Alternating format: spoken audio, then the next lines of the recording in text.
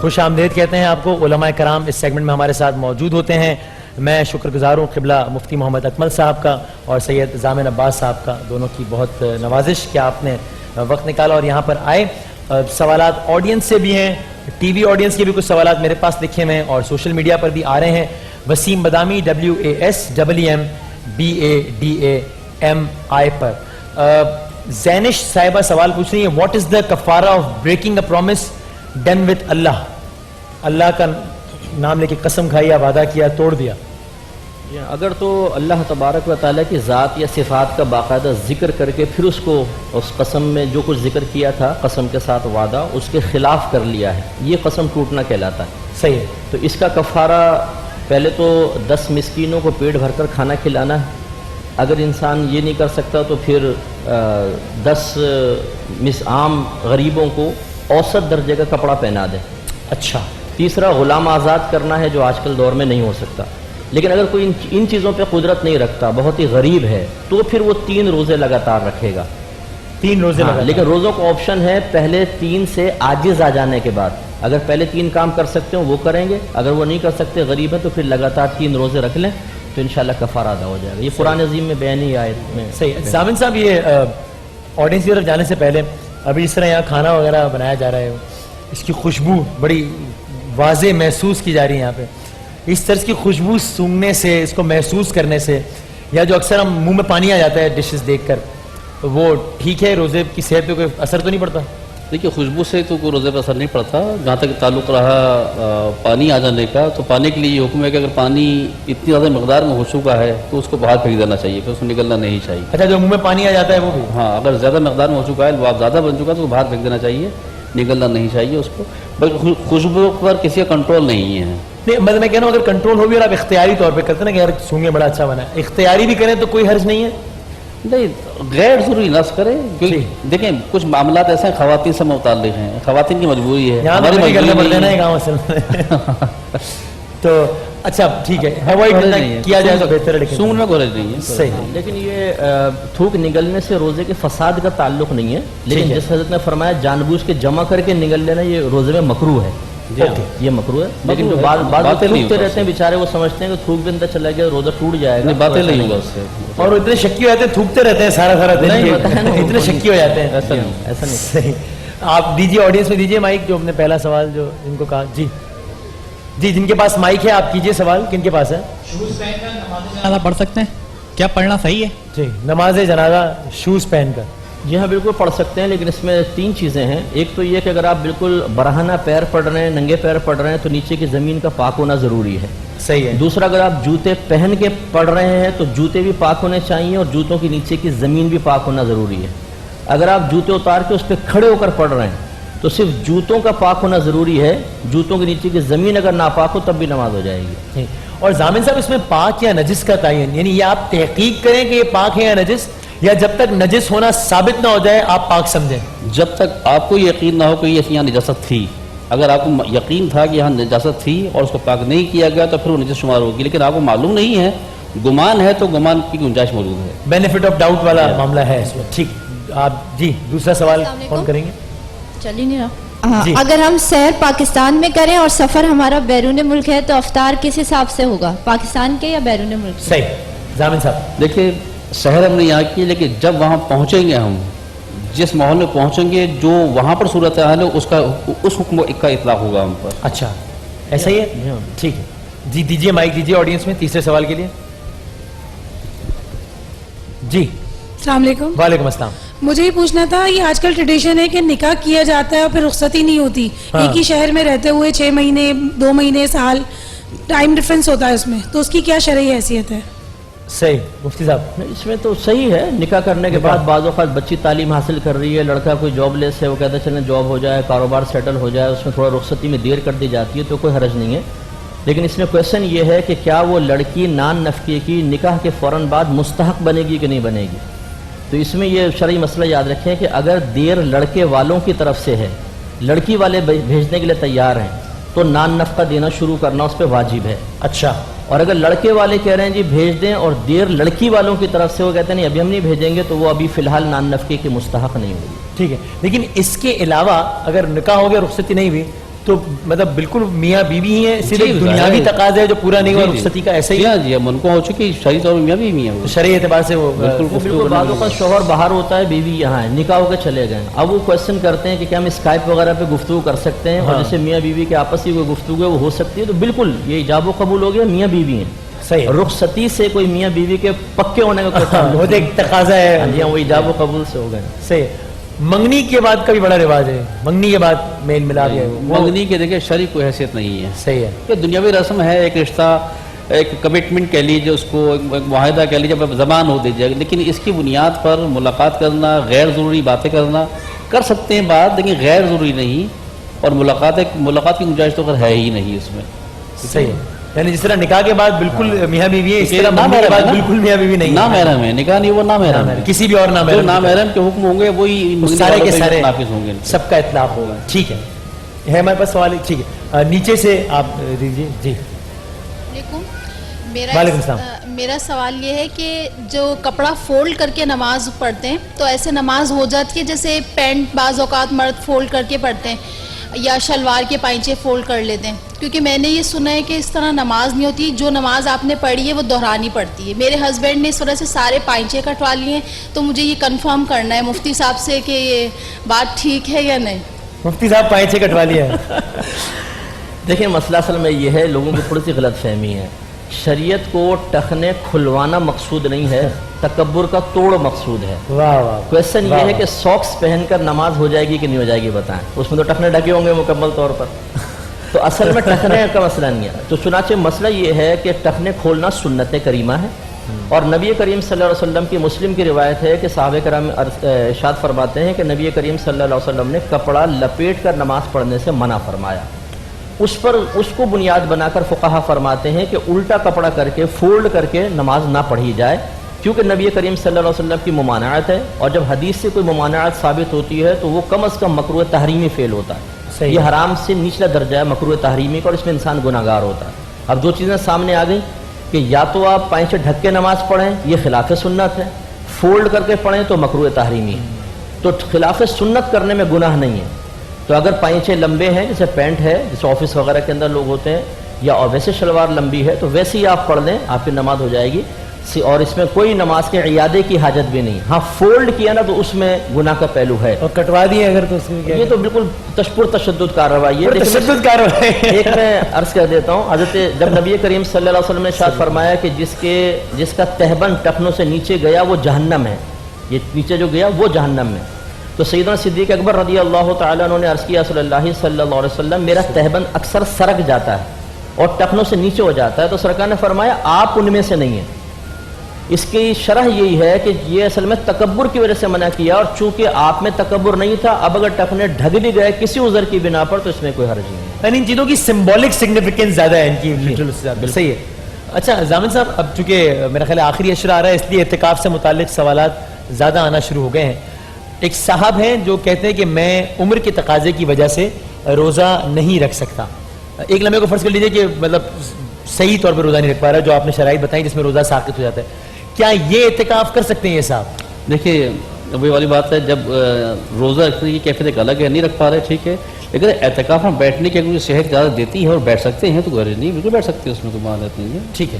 اور میں عرض کرتا ہوں اس میں تھوڑی سی تفصیل یہ ہے کہ اعتکاف 3 طرح کا ہوتا ہے, ایک واجب, ایک سنت موقدہ علی الکفایہ, اور ایک نفل اعتکاف. واجب وہ جیسے میں نے منت مان لی ہو, سنت موقدہ علی الکفایہ کا مطلب کہ محلے میں سے چند لوگوں نے بھی اعتکاف کر لیا, سب کی طرف سے ہو گیا, یہ آخری عشرے کا اعتکاف ہے.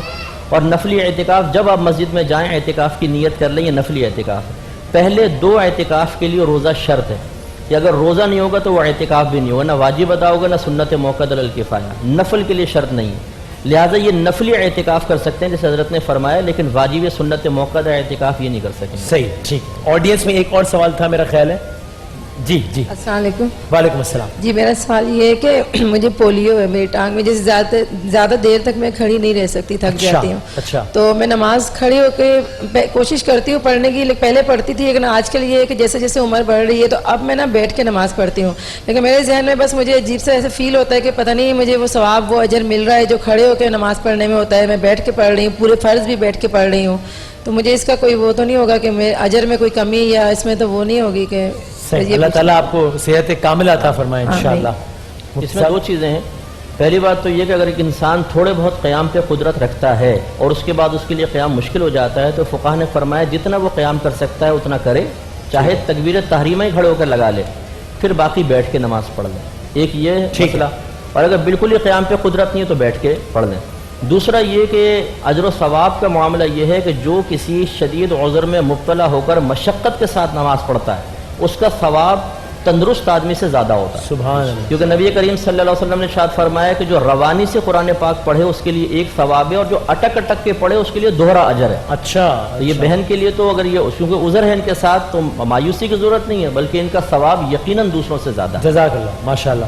اور بس آخری سوال ہے ضامن صاحب, نکاح کے لیے دل سے راضی نہیں ہوں لیکن اب میں نام نہیں بتا رہا خاتون کا, سوال اس نوعیت کا ہے, نکاح کے لیے دل سے راضی نہیں ہوں لیکن ماں باپ کی عزت کے لیے کیا ہے صرف, تو اس کا کیا حکم ہے؟ ریپیٹڈلی لکھا ہے صرف باپ کی عزت کی خاطر. دیکھیے اب وہ شاید دل سے راضی ہوں ناراضی ہوں لیکن جب انہوں نے نکاح کے وقت قبول کیا ہے, اجازت دی ہے تو نکاح ہو جائے گا ان کا اور بالکل منقوع کہلائیں گے دوسرے کی. صحیح ہے. ایک سوال کا اور ایک وہ رہ گیا ہے, اگر مرد بنا طلاق کے کسی عورت کو چھوڑ دے یعنی اپنی بیوی کو چھوڑ دے تو اس سے تو طلاق نہیں ہو جاتی؟ اس سے تو خیر سوال میں ہی جواب ہے. طلاق دینی ہے, چھوڑ دیا, سیپریشن جس کو ہم کہتے ہیں, ڈیورس نہیں ہوئی سیپریشن ہو گئی, یہ ظاہر طلاق تو بہرحال نہیں ہوئی. یہ سیپریشن چاہے 100 سال بھی قائم رہے وہ عورت اس کے نکاح میں باقی رہے, اور وہ اگین وہی میاں بیوی ہے, میاں بیوی ہیں وہ نکاح میں باقی. صحیح. بہت نوازش, بہت شکریہ مفتی اکمل صاحب, ضامن صاحب بہت بہت شکریہ. اور مفتی اکمل صاحب نے جس پرتشدد کارروائی کا تذکرہ کیا اس کی مذمت کرنا جائز ہے. ہم ویسے جنرلی تمام پرتشدد کارروائیوں کی مذمت کرتے ہیں لیکن ظاہر ہے اس کارروائی کے پیچھے جو ہے وہ نیت کوئی بری نہیں بلکہ ٹھیک تھی, اس لیے اس کی مذمت نہیں کرتے. علماء کرام کا بہت بہت شکریہ. اور آپ کے سوالات انشاءاللہ کل کے میں تو ہم کوئی ٹاپک رکھتے ہیں, کل کے عالم العالم میں جو سوالات رہ گئے ہیں وہ بھی شامل کریں گے انشاءاللہ.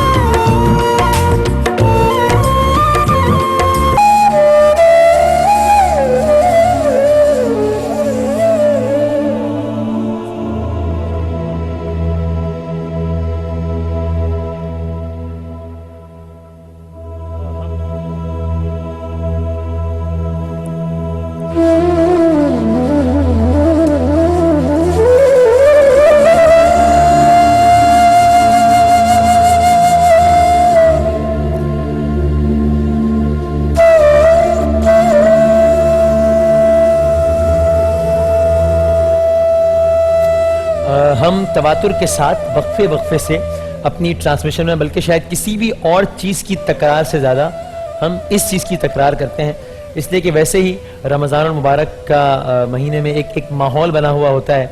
ہم نے دیکھا ہے ماشاءاللہ مساجد آباد ہو جاتی ہیں, ہر جگہ رونق ہو جاتی ہے, لوگوں کے دل نرم ہو جاتے ہیں. اس لیے بھی ہم کوشش کرتے ہیں کہ اپنی شان رمضان نشریات میں تواتر کے ساتھ ایسے افراد سے آپ کو ملواتے رہیں جو کہ میری اور آپ کی سپورٹ کے منتظر ہیں, ایسے اداروں کو سامنے لاتے رہیں جو کہ میری اور آپ کی سپورٹ کے منتظر ہیں, ایسے لوگوں کو اور ایسے اداروں کو platforms obviously free of cost provide کرتے رہیں جن کو تشہیر ویسے کسی بھی ٹیلی ویژن چینل پر اس انداز سے ملنا یا کسی بھی انداز سے ملنا ممکن ہی نہیں ہے. یہ فلاحی ادارے ہوتے ہیں اور ظاہر ان کا اپنا کوئی کمرشلزم یا وہ والا سلسلہ نہیں ہوتا کہ یہ اپنی تشہیر کسی ٹی وی چینل پر یا کسی بھی بڑے پلیٹ فارم پر کر سکیں. تو ایسے انڈیویجول سے بھی آپ کو ملواتے رہتے ہیں ہم, اور ایسی آرگنائزیشن سے بھی آپ کو ملواتے رہتے ہیں, اور خود ARY کے ہی زیر سایہ اور ARY سے ہی ریلیٹڈ جو خواجہ غریب نواز ویلفیئر ٹرسٹ ہے, جو احساس ٹرسٹ ہے, اس کے کیسز میں ہم آپ کے سامنے لاتے ہیں. اور یہ ادارے بھی اپنے اپنے طور پر جو ہمارے اپنے جو کیسز ہوتے ہیں, اقرار جو کافی کیسز ہمارے سامنے لاتے ہیں, ان کو یہ ادارے بھی جو کہ ARY کے ہی سپورٹ سے چلتے ہیں یا ARY سے متعلق ادارے وہ بھی اپنے طور پہ حصہ ڈالتے رہتے ہیں. ابھی ہمارے ساتھ ایک فیملی ہے اور اس فیملی کو یہاں بلانے کا مقصد یہ بظاہر بالکل ایک نارمل فیملی ہے, ایسی فیملی جو کہ میرے آپ کے اڑوس پڑوس میں ہر دوسری فیملی ایسی ہی ہوتی ہے. بتانے کا مقصد یہ ہے کہ صرف یہ نہیں ہوتا کہ ہر ایسا بچہ یا ہر ایسی ماں جو کہ دیکھنے سے بیمار لگ رہی ہو یا صرف وہی عورت پریشان کن زندگی نہیں گزار رہی ہوتی جس کا چہرہ تیزاب سے کسی نے خراب کر دیا ہو؟ صرف وہی بچہ تکلیف میں نہیں ہوتا ہے جس کے جسم کا کوئی حصہ دیکھنے میں بڑا ایب نارمل لگے؟ صرف وہ شخص ایک مضطرب زندگی نہیں گزار رہا ہوتا جس کی آنکھوں پر کوئی بڑا زخم ہو؟ ایسے افراد تو ہوتے ہی ہیں، لیکن ایسے افراد تو ہمیں نظر بھی آ جاتے ہیں اور ایسے افراد کو تو ہم لاتے بھی رہتے ہیں. لیکن بہت ساری ایسی فیملی اقرار جو کہ بالکل ایک نارمل زندگی گزار رہی ہوتی ہے ہمارے آپ کے سامنے، وہ بھی بہت کرب سے گزر رہے ہوتے ہیں. اور ایسی ہی ایک فیملی ہمارے ساتھ موجود اقرار. جی ہاں بالکل، عبد القادر ہیں اور انہیں برین ٹیومر ہے. یہ ان کے عبدالخالق صاحب اور ان کے 3 بچے ہیں. ان کے نام بھی ماشاءاللہ عبد الوسیع، عبد الوحید اور اس تیسرے بچے کا نام کاشان. انہیں برین ٹیومر ہے. ایک آپریشن ان کا آلریڈی ہو چکا ہے. اچانک سے آنکھوں کے آگے اندھیرا آتا ہے، سر چکراتا ہے اور پھر انہیں کچھ اندازہ نہیں رہتا کہ یہ کہاں پہ ہیں، اور ظاہر ہے کہ اس باعث کوئی کام بھی مناسب کرنے کی پوزیشن میں نہیں ہے. آغا خان اسپتال کا یہ کہنا ہے کہ ایک آپریشن اگر مزید کیا جائے جس کی لاگت تقریباً 6 لاکھ روپے ہے، 6 لاکھ کے آس تو یہ واپس زندگی کی جانب لوٹ سکتے ہیں. خالق بھائی کیا ہوا کہ آپ بالکل نارمل تھے، صحیح زندگی گزر رہی تھی؟ مائک پلیز کریے. جی میں نارمل زندگی گزار رہا تھا اپنی، اور جو بھی میں تو مزدور آدمی ہوں، میں مزدوری کر کے گھر گزارا کر رہا تھا. میں تو ایک میں نے جو نا آنکھوں میں جو نا دھندلاہٹ آ گئی، مجھے نظر نہیں آتا تھا. تو میں نے سے پہلے کی بات ہے یہ 1.25 سال پہلے کی بات. تو میں نے آنکھوں کے ڈاکٹر کو چیک کرایا تھا، تو انہوں نے بولا کہ آپ کا MRI ہوگا. MRI میں پھر انہوں نے آپ کو برین ٹیومر ہے، اور جو ہے برین ٹیومر نے جو ہے وہ 2 نسوں کو پکڑ رکھا ہے. تو اس کی وجہ سے نا آپ کو نظر نہیں آ رہا، اور مجھے ابھی تقریباً 30% نظر آتا ہے بس، باقی مجھے نظر نہیں آتا ہے. میں کسی سے بھی ٹکرا جاتا ہوں. اگر میں راستے میں تو بہت سنبھل کے چلتا ہوں، کبھی کبھی یہ رہتا ہے کہ روڈ کراس کرتا ہوں تو کسی نہ کسی گاڑی سے بھی ٹکرا جاتا ہوں. تو ضلع میں آپریشن ہوا تھا میرا، تو انہوں نے جو ہے ناکام ہو گیا وہ آپریشن، ٹیومر نہیں نکل سکا بس. اچھا جی. اور پھر میں نے جو ہے میں نے ان سے بولا کہ ٹیومر تو مجھے کوئی فرق محسوس نہیں ہو رہا، اور یہ جو ہے مجھے ویسے ہی نظر آ رہا ہے آپریشن کے بعد بھی. تو انہوں نے کہا آپ سائبر لائف میں چلے جائیں، وہ شوائیں لگاتا ہے. میں وہاں پہ گیا تو انہوں نے بولا کہ بھائی، انہوں نے ٹیسٹ وغیرہ کیے سب. پھر انہوں نے کہا کہ بھائی آپ کا آپریشن دوبارہ ہوگا. میں نے کہا بھائی میں نے تو ابھی بھی آپریشن کرایا ہے. کہنے کہ نہیں، آپریشن آپ کا دوبارہ ہوگا، ٹیومر نے آپ کو نسوں کو پکڑ رکھا ہے اور آپ کے لیے بہت بڑا مسئلہ ہو گیا، آپ کی نگاہ بھی جا سکتی ہے. تو میں کہنے لگا یار بھائی بات یہ ہے کہ ہمارا ملک یہ جو پاکستان ہے نا، اس میں غریب آدمی کی کوئی حیثیت نہیں ہے. آپ یہ ہے کہ کچھ اچھا سرجن کو ڈھونڈ کے نا آپ جو ہے آپریشن کرا لیں. میں دوبارہ سرجن کے پاس گیا جینا میں، انہوں نے مجھے LMI ہاسپٹل بھیجا. انہوں نے شوائیں لگا دی، تو پھر اس سے بھی کوئی فرق نہیں پڑا، اور مجھے بلکہ سائیڈ افیکٹ ہو گیا. اب میں چلتا بھی ہوں تو میرا سانس پھول جاتا ہے. اچھا. جی ہاں. اور مجھ سے ورم بھی آ گیا، سوجن ہو گئی پورے چہرے پہ بھی اور جو جسم پہ بھی. پھر میں نے آغا خان میں دکھایا، تو انہوں نے کہا پاسبل ہے یہ آپریشن، اور جو نا آپ آپریشن کرا لو، آپ ٹھیک ہو جاؤ گے. اچھا. تو ابھی پھر آپ کیا کرتے ہیں؟ کوئی محنت مزدوری کرنے کی پوزیشن میں ہیں، کام وغیرہ کرنے کی پوزیشن میں؟ میں 1-2 دفعہ گیا بھی مزدوری کرنے کے لیے، لیکن میرا سانس اتنا پھول جاتا کہ میرے قابو میں نہیں آتا. پھر میں 2-3 دن آرام کرتا ہوں، سمجھے، پھر جاتا ہوں، پھر میرا ایک دن میں سانس پھول جاتا ہے، پھر میں 2-3 دن آرام کرنا پڑتا ہے. بات کرتے ہوئے سانس پھول. ہاں دوسا ہو رہا ہے. اس لیے تو ابھی یہ ہے کہ جی بالکل میں وہی بتانے لگا ہوں. انہوں نے بتایا ان کا ایک اگر آپریشن باقی ہے جس کی لاگت تقریباً 6 لاکھ روپے ہے. 6 لاکھ روپے اگر ہو جائے تو یہ خالق بھائی بالکل ایک عام انسان کی طرح زندگی گزار سکتے ہیں. جس طرح میں نے کہا، یہ ویسے بالکل آپ دیکھیے بالکل ایک نارمل سی فیملی لگ رہی ہے، جیسے کوئی بھی فیملی ہمارے آپ کے آس پاس ہوتی ہے، لیکن کس کرب سے گزر رہے ہیں اس کا تھوڑا سا اندازہ یہی لگایا جا سکتا ہے. اس سے پہلے، بیماری سے پہلے کیا کام کرتے تھے آپ؟ میں جو کام کرتا تھا جویلری کا کام کرتا تھا. सुनार का काम। जी, वो मजदूरी करता था उसमें जो है स्टोन सेटिंग का, फिर वो मैंने छोड़ दिया काम नज़र की वजह से, तो वो काम ही नज़र का है। अभी आप भी काम नहीं कर रहे हैं तो अभी घर का गुजर बसर कैसे चल रहा है अभी क्या? वह बात ये है, भाई है साथ में। भाई हैं, अच्छा जी, भाई है साथ में। वो खर्चा जी हाँ, वो मकान किराए का है मेरा कसम। तो मकान का किराया भी चढ़ गया है, वो भी हम दे नहीं पा रहे हैं। और मकान का किराया कितना है? 5,000 था, अब 6 कर दिया है उन्होंने। 6,000 रुपये बड़ा इनकी- बढ़ा दिया। इनकी बीमारी भी नहीं देख रहे हैं वो, कुछ भी नहीं देख रहे, तो उन्होंने 6,000 कर दिया है। कह रहे हैं बोलिएगा। अब मकान खाली कर दो। अभी आप लोग अभी भाई के साथ रहते हैं आप लोग, अभी अकेले रहते हैं आप लोग, अपना अलग मकान है? साथ में रहता हूँ।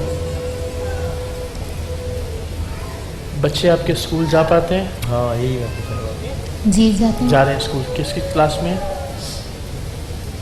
ये 4th क्लास में, ये 3री में, अब्दुल वसी 3री में, ये KG2 में, बड़ा वाला बेटा है वो 8th क्लास में। 8th क्लास में। तो 4 बेटे हैं माशाल्लाह।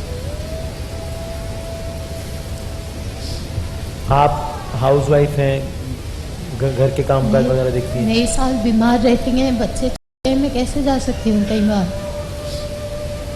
पिछले साल से माइक में बोलिएगा। पिछले 2 साल से इनके साथ ये मसला चल रहा है, बीमार तो रहेंगे। इनकी मुस्तकिल देखभाल करनी पड़ती है ज़ाहिर। जी, और ये आपकी सास हैं माशाल्लाह, आप लोग सब साथ रहते हैं सारा कुछ जी जी। माशाल्लाह। तो आप की तो सेहत ठीक रहती है अल्हम्दुलिल्लाह माशाल्लाह। ज़ाहिर है माँ के लिए ये एक सदमा। यकीनन, और जितना माशाल्लाह बज़ाहिर मेरे भाई बिल्कुल जवान तंदुरुस्त दिखाई देते हैं, और ज़ाहिर जितना काम कर भी रहे थे, बरसरे रोज़गार भी थे, अपने बच्चों के सर पे उनका साया है, रहे अल्लाह करे इंशाअल्लाह अज़ीज़। लेकिन ये ब्रेन ट्यूमर जिसे सुन के ही लरज़ जाता है इंसान, एक ऐसी बीमारी है। बज़ाहिर इंसान बिल्कुल ठीक है, लेकिन उसके अंदर जो कर्ब की कैफियत है, जिस तरह से उनका सांस एक एक बात पर फूल रहा है, जिस तरह से बता रहे हैं कि वो सड़क तक क्रॉस नहीं कर सकते, बाहर नहीं निकल सकते, बिल्कुल ज़िंदगी मफलूज होकर रह गई है एक तरह से। रास्ते में चलते हैं तो मुझे चक्कर आते हैं, मेरे पैर इधर उधर पड़ते हैं, किसी से अकेले टकरा भी नहीं जा जाता हूँ, सकते मैं सॉरी कर देता हूँ। अभी अकेले नहीं जा सकते हैं कहीं। अकेले नहीं चल सकते, सहारा चाहिए नहीं तो। जो आदमी बात करते हुए सांस जिसका फूल रहा है, आप सोच सकते हैं कि कितनी क्या अजियत में हुआ। माँ जी, आप क्या दुआ करती हैं अपने बेटे के लिए? मेरी दिली ख्वाहिश ये है इसका सर नहीं कटे माइक में बोलिए। और ऑपरेशन हो जाए, सर नहीं कटे। सर नहीं कटे, उसके लिए सर्जरी के लिए लेज़र के ज़रिए होता है या दूसरा कोई ऑप्शन भी है उसमें? वो लेज़र के जरिए नहीं होगा, वैसे जो होता है सर्जरी होती है, सही, सर्जरी के बाद इस तरह से होगा। और पहले जो हुआ था वो भी इसी तरह से सर्जरी थी? पहले सर्जरी हुई थी मेरी, हाँ, तो उसमें जो है वो बस छोटा सा टुकड़ा निकाला था उन्होंने। अब जो है कि आगा खान वालों ने कहा कि भाई ये पॉसिबल है, ये ऑपरेशन ये निकल जाएगा तो आप जो है ठीक हो जाओगे, आपकी निगाह भी ठीक हो जाएगी। और 6 लाख रुपए टोटल खर्च है, आपकी ज़िंदगी बिल्कुल अल्हम्दुलिल्लाह तब्दील हो जाएगी इंशाल्लाह इंशाल्लाह। नंबर्स हमारी स्क्रीन पे मौजूद हैं। जो लोग ये समझते हैं कि उनके दिए गए एक अतिये से, या जो भी वो जितना अल्लाह ताला ने इस्तेदाद और इस्तेताद दी है, उससे एक ज़िंदगी नहीं, इनके 4 बच्चों का मुस्तक़बिल, इनकी बीवी का मुस्तक़बिल, इनकी वालिदा की तकलीफ़ आप समझते हैं किस हद तक कम की जा सकती है, तो आप ज़रूर रब्ता कीजिए, आप बताइए आप इस सिलसिले में क्या कर सकते हैं। हम अपने तौर पे यकीनन कोशिश करेंगे इंशाल्लाह। अब तक कोई भी अल्हम्दुलिल्लाह इस माह रमज़ान की बरकतों के सदक़े अब तक कोई मायूस नहीं लौटा इस रमज़ान ट्रांसमिशन में जो भी आया है। तो इंशाअल्लाह अज़ीज़ हमें यकीन है कि इनके लिए भी कहीं ना कहीं से इंतज़ाम होगा। आप लोग भी उस सिलसिले में ताउन कीजिए, इस कार्य खैर में जो आप कर सकते हैं वो कीजिए। बसूरत दीगर हम इंशाअल्लाह अज़ीज़ कोशिश करके इनके ऑपरेशन का इंशाअल्लाह कोई ना कोई वसीला, कोई ना कोई ज़रिया, कोई ना कोई सबील ज़रूर निकालेंगे इंशाअल्लाह इंशाअल्लाह इंशाअल्लाह इंशाअल्लाह। तो हमारे जिस हमेशा कहता हूँ इस सेगमेंट का वक्त ज़ाहिर है महदूद होता है। हाँ, कॉल्स आ रही हैं मुसलसल और नोट डाउन भी कर रहे हैं, लेकिन ज़ाहिर है वो 6 लाख की अमाउंट एक सेगमेंट में अगेन ज़रा मुश्किल है, लेकिन इंशाअल्लाह अज़ीज़ परवरदिगार ने चाहा तो ये इलाज आपका हो जाएगा इंशाअल्लाह इंशाअल्लाह इंशाअल्लाह। ایک وقفے کے بعد دوبارہ حاضر ہوتے ہیں انشاءاللہ.